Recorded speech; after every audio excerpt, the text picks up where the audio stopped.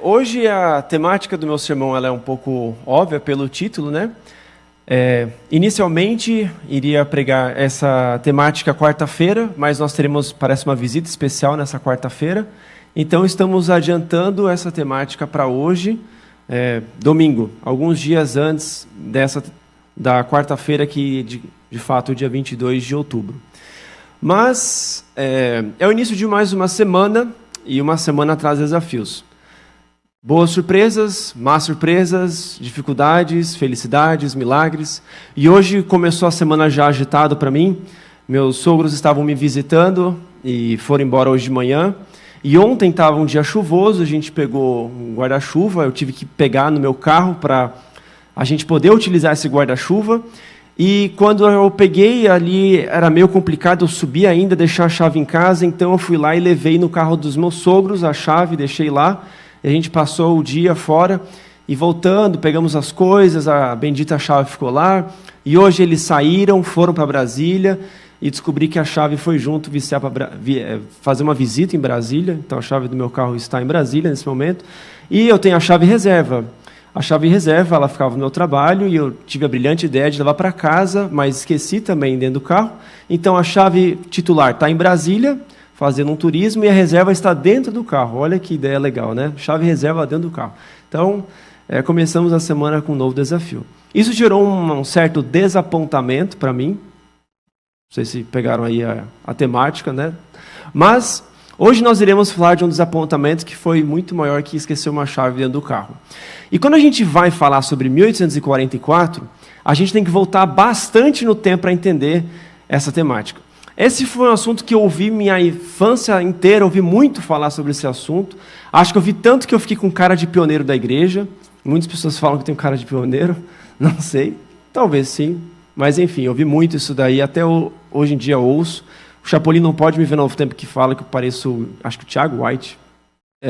Então, esses aí, mas enfim. Mas, quando a gente vai falar sobre 1844, a gente tem que, para entender de fato o contexto ali e o impacto que essa data teve não só para a Igreja Adventista, mas para todo o movimento do cristianismo, a gente tem que voltar bastante tempo. Voltar quase que para a época de Jesus.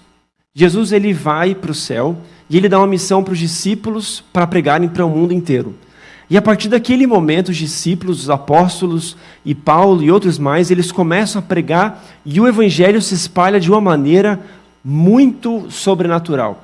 O evangelho alcança lugares que talvez precisaria de anos e mais anos para alcançar, mas ele alcança rapidamente esses lugares. E quando ele alcança esses lugares, aos poucos, começa a se tornar mais comum ser cristão. O cristianismo que até então sofria perseguições, você era morto se você era cristão, agora se torna algo legal. E é ali com Constantino que no início, ali em 318, 317, se torna algo, uma religião aceitável você ser cristão. O tempo vai passando e uma vez você era perseguido por ser cristão, depois era aceitável você ser cristão e agora, na verdade, você era quase obrigado a ser cristão. Só que não era bem o cristianismo que a gente conhecia. Era um cristianismo que era utilizado por um movimento político e tinha os seus certos interesses. Então, você tem toda a Idade Média, ali depois da Idade Média, movimentos que utilizavam o cristianismo para não deixar as pessoas de fato serem cristãs, poderem ler a Bíblia, mas utilizava por outros meios.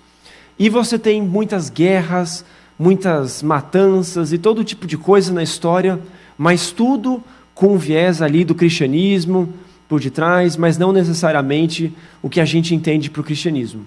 As pessoas não têm acesso à Bíblia, a Bíblia não é um livro traduzido, o povo não consegue ler a Bíblia, e as verdades, na verdade, elas são ensinadas por líderes, mas não porque as pessoas têm acesso ao povo, ao livro, e a Bíblia e as traduções da Bíblia. O tempo vai passando, e nós temos então os reformadores. E com os reformadores agora, uma grande evolução é porque a Bíblia agora está traduzida na linguagem do povo. O povo não só tem acesso à Bíblia, mas agora eles conseguem entender verdades que haviam sido esquecidas por muito tempo, e eles podem conferir tudo isso na Bíblia. Então isso muda muito o panorama. E quando começa a reforma talvez o aspecto mais positivo é a volta aos 5 solas, né, que a gente conhece. Especialmente o sola escritura. As pessoas agora podem checar na Bíblia e ver as verdades. Mas acontece algo, talvez, que seja o efeito colateral. Muitas igrejas começam a surgir, movimentos reformadores, porque agora eles encontram uma nova verdade e surge um novo movimento, mas sem necessariamente dar a fundo à Bíblia. E toda essa liberdade começa a gerar um certo ceticismo contra a igreja. Porque até então a igreja havia escondido vários manuscritos, várias verdades, então tudo agora era meio que checado. E isso começa um novo movimento, chamado Iluminismo. No movimento Iluminismo, você tem várias frentes, uma delas era a crítica das fontes, o que de certa forma é algo positivo, mas também era ruim. Crítica das fontes fazia com que tudo que você recebesse da Bíblia, você deveria checar se de fato era verdade ou não. Será que isso estava no original? Será que isso é verdade? Por um lado, isso era muito positivo, porque agora as pessoas não acreditavam em qualquer coisa. Não é porque talvez a igreja falasse que esse livro era bíblico que as pessoas iriam acreditar. Mas, por outro lado, havia um ceticismo em tudo. Havia um senso crítico para tudo. E as pessoas começam a ficar muito cautelosas com aspectos religiosos. Nesse cenário, entra mais uma coisa que acaba ficando forte, que é o deísmo. Eu tentei encontrar uma imagem em português, não achei, mas é a mesma coisa, né? Só faltou um ozinho ali. Mas é o deísmo. O deísmo é a crença, talvez conhecida, vocês talvez conheçam, que você crê que existe um Deus criador. Ele criou o mundo inteiro, mas em algum momento ele perdeu o interesse pelo mundo. Pode ser no pecado, pode ser alguma situação posterior, existem linhas dentro do deísmo, mas fato é, Deus criou o ser humano veio do nada, mas Deus não se importa com o ser humano. Deus talvez, algumas linhas vai dizer que Deus é tão grande que não se importa o que acontece aqui, outras falam que em algum momento ele se importou, mas hoje ele não se importa, mas esse era a corrente mais comum em vários movimentos, tanto nos Estados Unidos quanto na Europa, especialmente nos anos de 1700, o início dos anos 1800, estava na moda você ser deísta. Então havia um grupo de discussão e muitas pessoas eram deístas. E havia um deísta que se tornou, de certa forma, conhecido, que é... Eu coloquei aqui uma passagem explicando um pouco, é um texto do George Knight, que ele fala que as crenças deístas tornaram-se populares tanto na Europa quanto nos Estados Unidos, que nem a gente conversou aqui, durante a última metade do século XVIII, mas as atrocidades, excesso da Revolução Francesa, que era um reflexo do Iluminismo também, na década de 1790, levantaram muitos a duvidar de que a razão humana fosse base suficiente para a vida civilizada. O resultado foi o abandono generalizado do deísmo e o retorno de muitas pessoas ao cristianismo durante as 2 primeiras décadas do século XIX. Então estava na moda você ser deísta, mas quando eles começam a olhar os reflexos de toda essa revolução, o que estava acontecendo, as consequências do que eles estavam crendo, acho que a gente foi um pouco longe demais. Mas nesse movimento deísta, de uma pessoa que era cristã e se tornou deísta e se tornou conhecida, nós temos então o Guilherme Miller, ou William Miller, como você quiser, ou o meu xará, como se você também quiser. Mas fato é que William Miller ele vem de um lar que ele era batista. O avô dele era um pregador e ele nasce na Nova Inglaterra, na região que é da Nova Inglaterra, nos Estados Unidos.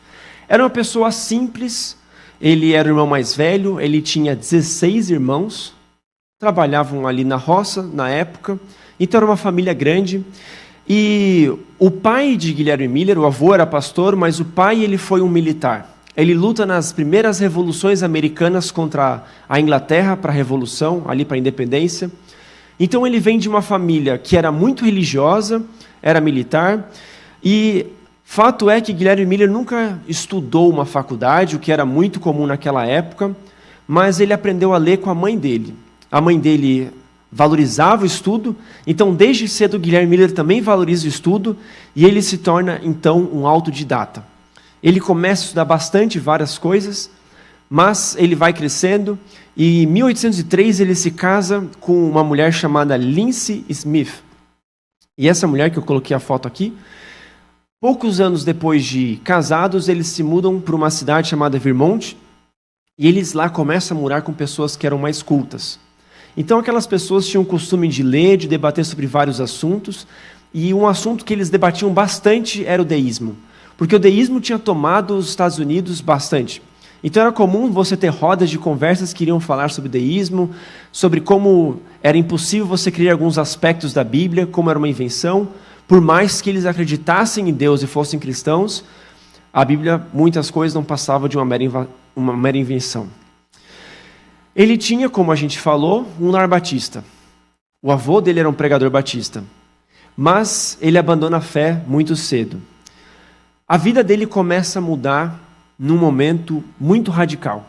Em 1812, ele é convocado para ir para a guerra. A segunda revolução da independência dos Estados Unidos contra a Inglaterra. E lá ele vai para a guerra.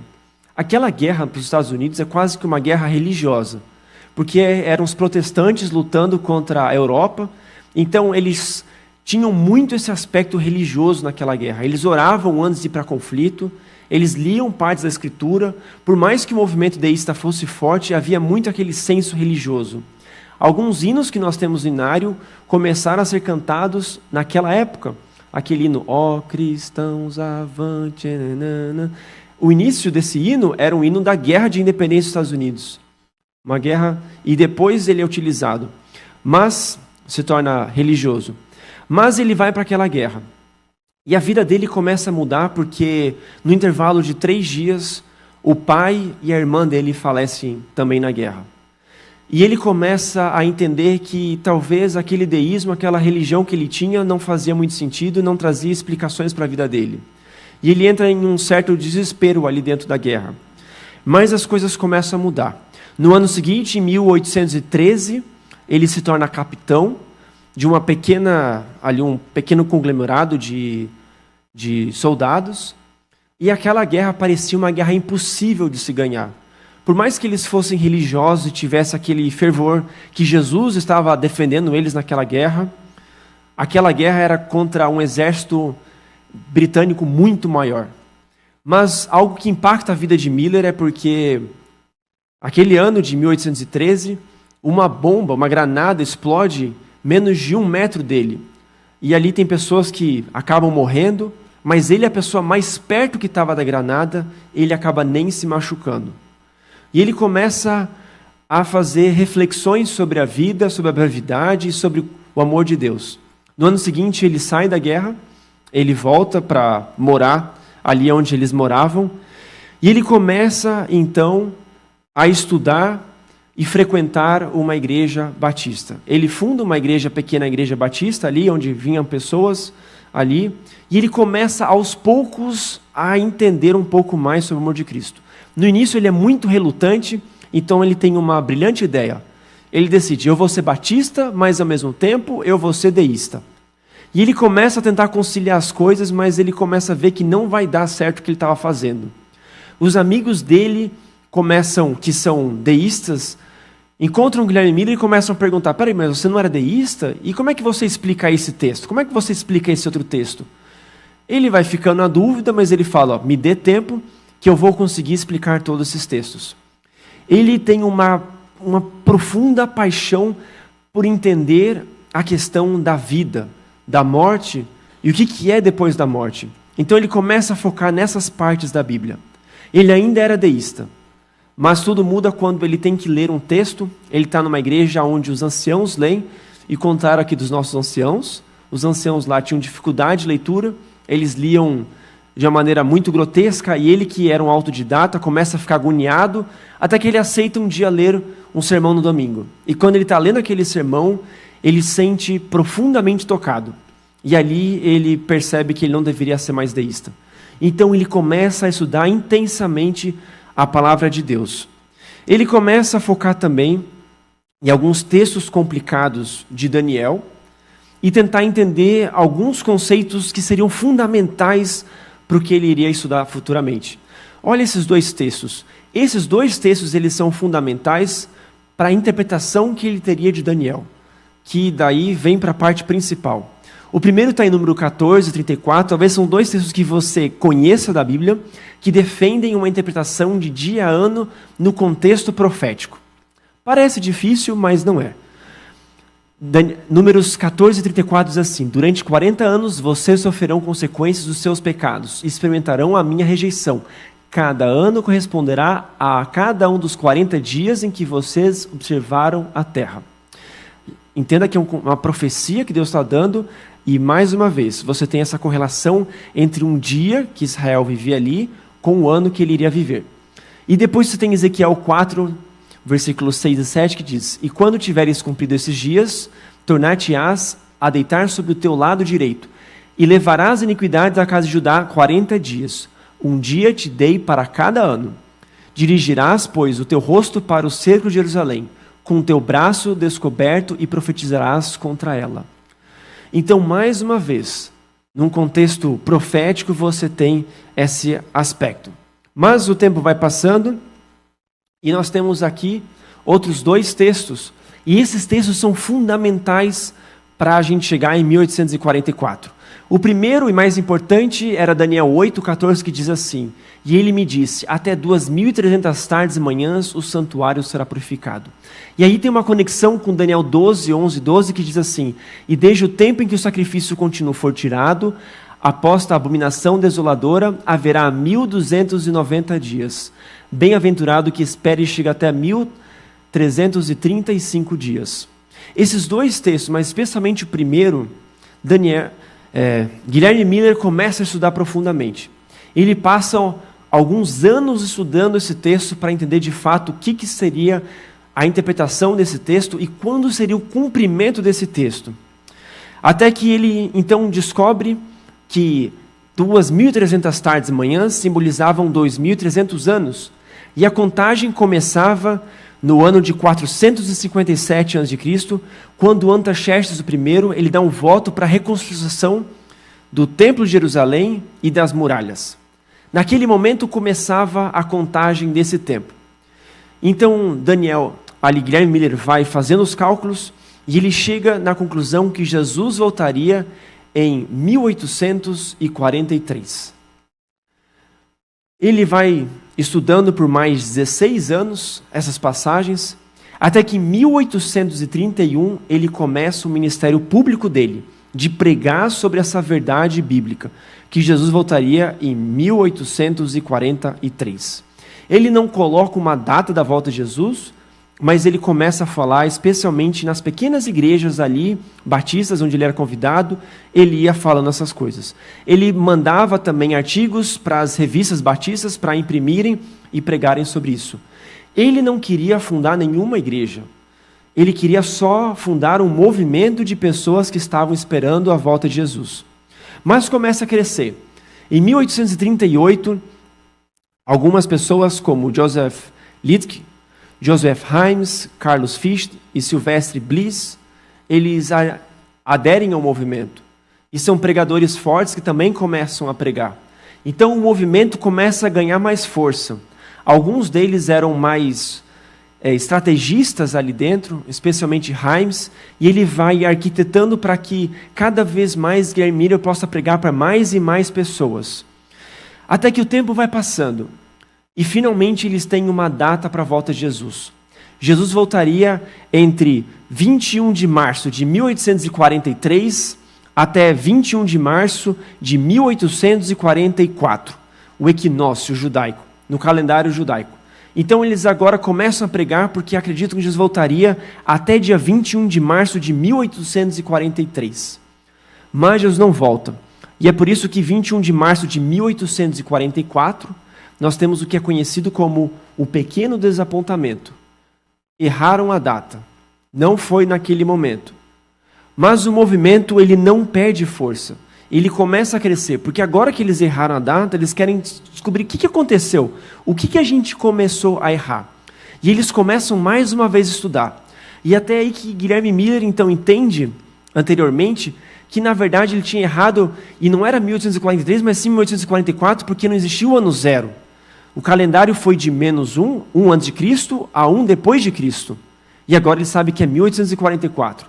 E eles começam, então, mais uma vez a estudar. Guilherme Miller publica um artigo muito interessante. E nesse artigo ele fala que assim como na primeira vinda de Jesus, Todas as festas da primavera haviam sido cumpridas antes dessa primeira vinda de Jesus. Na segunda vinda, todas as festas do outono seriam cumpridas antes da segunda vinda de Jesus. Um homem lê esse artigo e fica encantado com as ideias. Ele fica muito mais encantado até do que Guilherme Miller. E esse homem se chama Samuel Snow. Ele começa a crer então que Jesus voltaria depois das festas do outono no calendário judaico. Ou seja, no nosso calendário seria na segunda parte, mais para o final. Ele começa a estudar e ele então chega na conclusão que Jesus voltaria no 10º dia do 7º mês do calendário judaico, que no nosso calendário seria 22 de outubro de 1844. Ele vai falando e os líderes do movimento millerita vão aceitando. Apenas uma pessoa não aceita essa explicação. Sabe quem é? Guilherme Miller. Ele não aceita essa explicação até o dia 16 de outubro de 1844.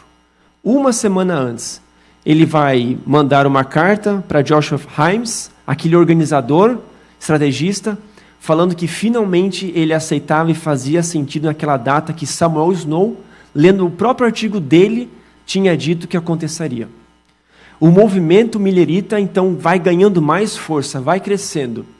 E algumas músicas que hoje nós conhecemos eram músicas que naquele movimento eles cantavam. Eles fizeram um inário e as músicas daquele inário eram músicas grandes, gigantescas. Você vai olhar 7, 8 estrofes de uma música. Passavam muito tempo cantando, mas eles colocavam toda aquela verdade naquelas músicas. Vamos pegar um pedacinho de uma música que nós temos no nosso cenário para a gente poder cantar. Talvez, quem sabe, só uma estrofe e o coro, mas para a gente ver uma música que os milleritas cantavam e que está no nosso cenário. Foi adaptado depois essa música, mas ela é conhecida. É uma música que quem não consegue cantar o agudo dá uma sofrida, mas é Ó Nunca Separar. Vamos cantar aí uma estrofe dessa música. Prestem atenção na letra dessa música e cantem junto.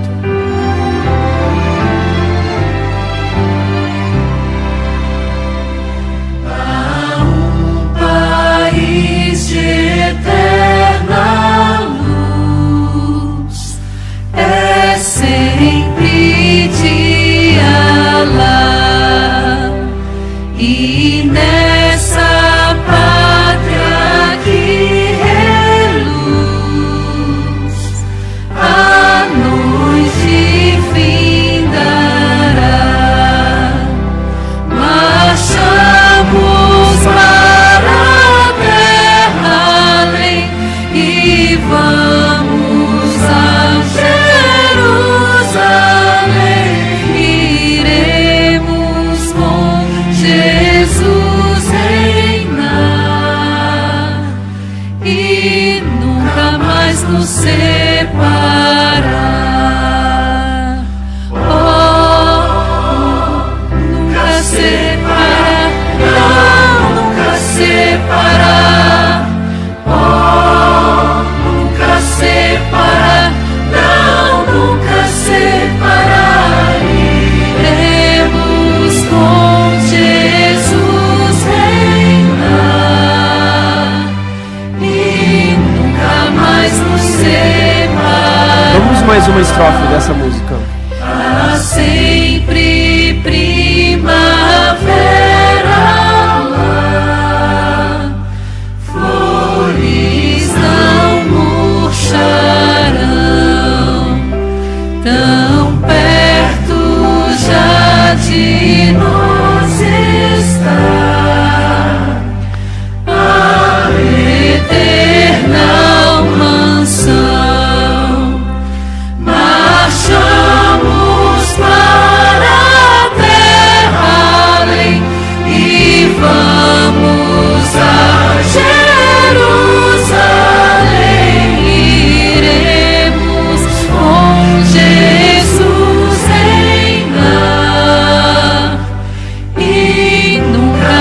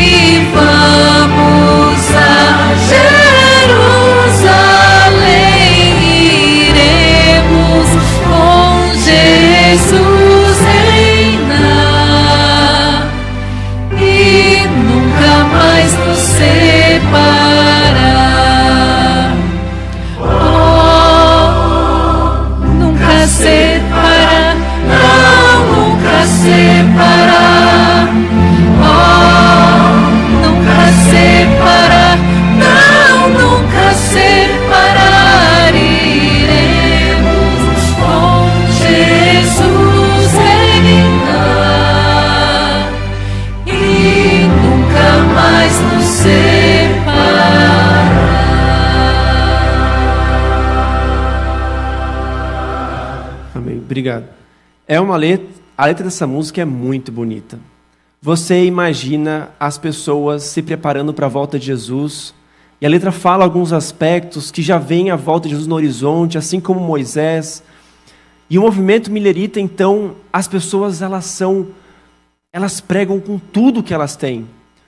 Se você for ver Guilherme Miller, em 12 anos de pregação, ele prega mais de 4.500 sermões sobre a volta de Jesus.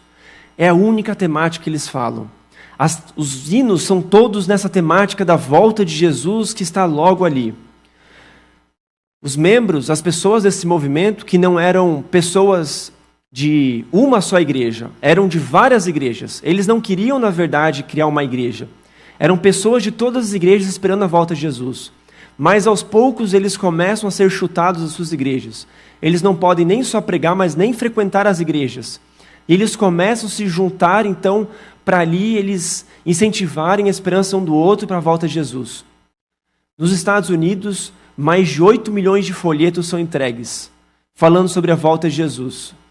Eu tenho aqui um texto, aqui, que é um desses folhetos, que eles começam, jornais, folhetos, entregam para várias pessoas, divulgando a volta de Jesus.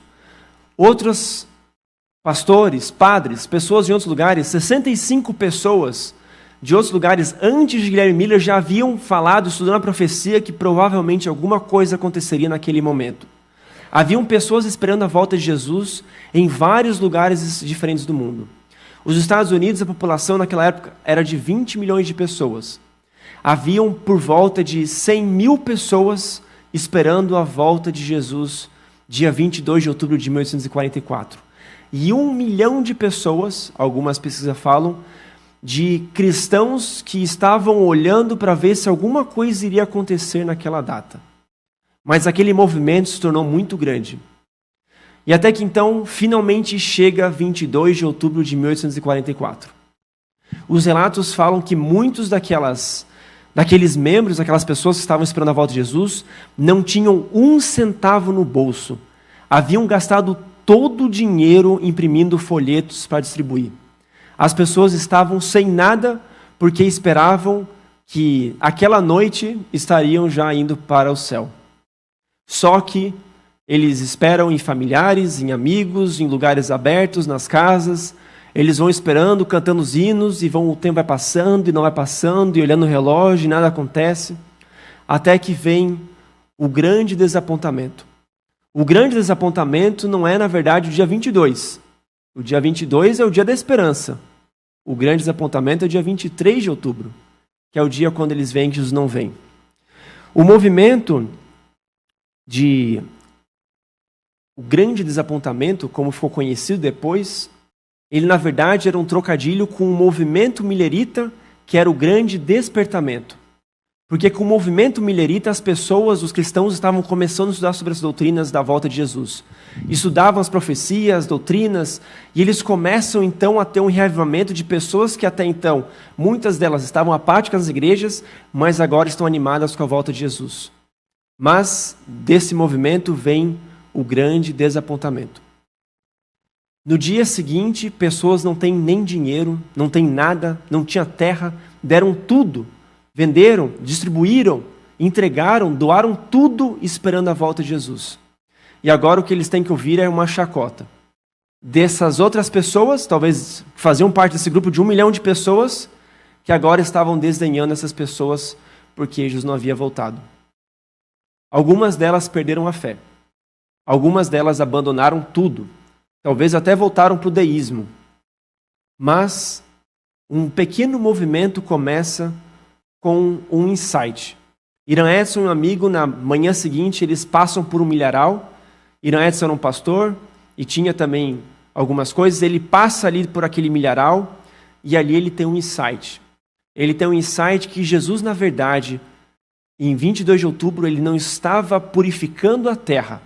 E sim, na verdade, ele estava passando do santo para o santíssimo, fazendo a purificação do santuário celestial. E a partir daquela data, não seria então a volta de Jesus, mas começaria o ministério de intercessão de Jesus pelas pessoas. Ele tem aquele insight e ele começa então a estudar. Não era uma visão que ele teve, foi apenas um insight com uma figura ali. E ele começa a estudar e ele começa a conversar com as pessoas. Algumas delas, inclusive os pioneiros da igreja, eles não acreditam de primeira. Guilherme Miller não aceita essa interpretação. Mas eles começam mais uma vez a estudar as profecias. E eles veem que faz total sentido aquele estudo. Da mesma maneira como no Yom Kippur, o sacerdote ele ia no Santíssimo e havia purificação no santuário, da mesma forma aconteceu isso no céu, no santuário celestial. E quando ele começa a estudar o movimento, grande parte do movimento millerita, mas outras pessoas começam a ganhar finalmente uma esperança de que Jesus voltaria muito em breve. Eles não acham que Jesus vai voltar muito depois. Eles acham que pode voltar a qualquer momento. E eles começam mais uma vez a pregar o evangelho esperando a volta de Jesus. E é por isso que a gente vai cantar o nosso segundo hino, mas vai ser menorzinho, acho que vai ser só uma estrofe esse por conta do tempo. Mas olha que interessante, é o hino do nosso cenário que foi feito naquele momento com aquela esperança dos milleritas que haviam passado pelo desapontamento, mas ainda esperavam a volta de Jesus. O hino está no seu inário. É isso aí. Olha como ele é animado.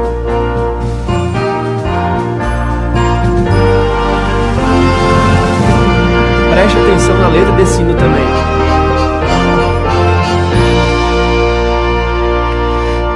Vigiai, cristãos sinceros, pois o fim está bem perto. Tende as lâmpadas acesas, sempre prontos e despertos. Eis que vem, sim, Cristo vem reinar em grande glória, com os santos em vitória. Eis que vem, sim, Cristo vem. Foi só... Tá bom. Mas repare como a letra, mais uma vez, é de Jesus está vindo muito em breve. Nós temos que pregar o evangelho. E aqueles remanescentes que passaram pelo desapontamento, a maioria deles, eles começam mais uma vez pregar sobre a vinda de Jesus. Alguns deles você conhece, nós temos o Capitão Bates, Tiago White, Ellen White e outros mais. E o que acontece com Guilherme Miller? Guilherme Miller, ao contrário do que muitas religiões falam, ele nunca se tornou adventista. Ele nunca aceitou algumas outras verdades, porque o foco dele sempre foi na volta de Jesus. A doutrina do santuário celestial também ele não entendeu e não aceitou direito, porque ele esperava que Jesus voltasse a qualquer momento. Mas até o fim da vida dele, ele espera a volta de Jesus. Olha que lindo essa carta, essa com a foto ilustrativa do milharal de Iran Edson, mas olha que lindo essas duas cartas que Guilherme Miller manda depois do desapontamento. A primeira diz assim, ele manda em 10 de novembro, 2 semanas depois do desapontamento, quase 3. Tenho esperado e guardado a bendita esperança, na expectativa da concretização das coisas gloriosas que Deus falou de Sião. Sim, e embora tenha sido 2 vezes apontado, o pequeno e o grande desapontamento, ainda não estou oprimido e desanimado. Deus tem estado comigo em espírito e me tem confortado. Tenho agora muito mais evidência que creio na palavra de Deus. E embora cercado de inimigos escarnecedores, minha mente está perfeitamente calma. E minha esperança na vinda de Cristo está tão firme como sempre. Irmãos, permaneceis firmes e ninguém permitais que tome vossa coroa. Tenho fixado minha mente sobre outro tempo. E aqui quero ficar até que Deus me conceda mais luz. E esse é hoje, hoje, hoje. Até que Ele venha e eu veja aquele por quem minha alma anela. É uma carta bonita que mostra a esperança de Guilherme Miller. Mas a segunda carta para mim toca ainda mais. Eu acho ela mais bonita. E ela é curta. É uma carta que ele manda no final daquele ano. Diz assim, não me posso sentar para escrever sem me vir o pensamento de que essa carta talvez nunca chegue ao seu destino, pois meu Salvador chegará em breve. Toda a carta que ele escrevia, ele achava que talvez essa carta não chegaria no destino, porque Jesus voltaria antes. Guilherme Miller, ele vive até dezembro de 1849. Vive alguns anos depois. Mas até o fim da vida dele, ele espera a volta de Cristo diariamente, com a certeza que Jesus voltaria em breve. Estudando um pouco sobre 1844, eu acho que a principal aplicação para nós hoje em dia não é focar no desapontamento. Por mais que a gente entenda hoje a questão ali profética e doutrinária do que aconteceu naquela data, para mim o que mais me toca quando estudo sobre 1844 é o comportamento daquelas pessoas esperando a volta de Cristo. Deram tudo o que tinha, até o final, pregaram em todos os lugares, para todas as pessoas, passaram chacota, passaram vergonha, passaram até necessidade, mas pregaram a certeza da volta de Jesus. Era uma data. Não era só uma data, porque quando passa a data, aquelas pessoas continuam pregando com a certeza que Jesus voltaria em breve. E quando eu olhei isso, eu fiquei pensando, será que a certeza que hoje eu prego é a mesma? Será que é a mesma? Será que a certeza com que eu vivo minha vida é a mesma? Será que eu realmente creio que Jesus vai voltar em breve? Ou será que eu só me acostumei com essa frase? Nós estamos no início de mais uma semana, com vários desafios. Mas talvez o que a gente pode tirar de principal toda essa história que deu origem não só à nossa igreja, mas especialmente ao estudo do movimento profético, estudo da volta de Jesus, é na certeza da volta de Jesus. E eu gostaria de terminar esse sermão com o penúltimo texto da Bíblia, em Apocalipse 22, que está no versículo 20. O penúltimo texto do último livro da Bíblia, escrito pelo último profeta, o último apóstolo que estava vivo. João, nos seus últimos momentos de vida, nos últimos anos, ele escreve o último livro da Bíblia, Apocalipse, e no último capítulo, no penúltimo versículo, que obviamente não foi escrito com versículos e capítulos naquela época, mas diz assim: aquele que dá testemunho dessas coisas diz, certamente, venho sem demora. E João diz, amém, vem Senhor Jesus. Que a certeza da volta de Jesus possa mudar a nossa maneira de agir, de encarar as dificuldades da vida, mas acima de tudo, possa mudar a maneira como nós pregamos o Evangelho. Que a volta de Cristo, que a certeza que será muito em breve, não seja só um discurso bonito que a gente dá, mas acima de tudo, seja uma certeza pela qual a gente vive e impacta a nossa vida diariamente. Porque cedo ou tarde ele irá voltar. Mas os que estarão preparados não é os que deixarem para a última hora, mas os que viverem a vida, uma vida de preparação, cada dia mais próximo de Jesus, para que quando ele volte, a gente possa falar, amém. Esse é o Deus a quem eu tenho crido. E esse é o Deus a quem eu esperei. E que nós possamos ser um desses, de que nós iremos viver, pregar diariamente. E que o nosso testemunho também será uma pregação para outras pessoas. Vamos fazer uma oração?